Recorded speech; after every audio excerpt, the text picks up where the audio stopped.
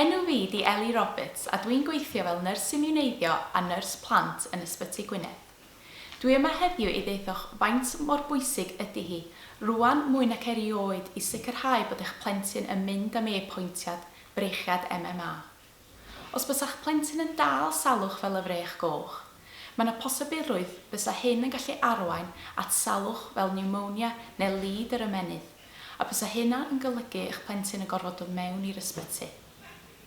Wrth gwrs, does neb eisiau plentyn gorfod dod mewn i'r ysbyty, ond rwan mwy nac erioed rhaid ni sicrhau da ni'n osgoi pobl dod i'r ysbyty lle fedrwn. Mae'r surgeries GP di rhoi mesuriadau yn ei le i wneud yn siŵr bod hi'n saff i chi a'ch plentyn mynd am e-pwyntiad brechiadau. Os ydych chi angen mwy o gwybodaeth am hyn, neu os ydych chi'n yn siŵr os mae'ch plentyn di cael y brechiad MMA, ffoniwch i drafod efo'r GP. Mae iechyd eich plentyn yn bwysig i chi ag i ni.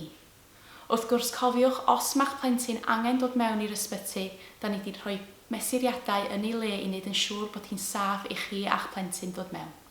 Diolch.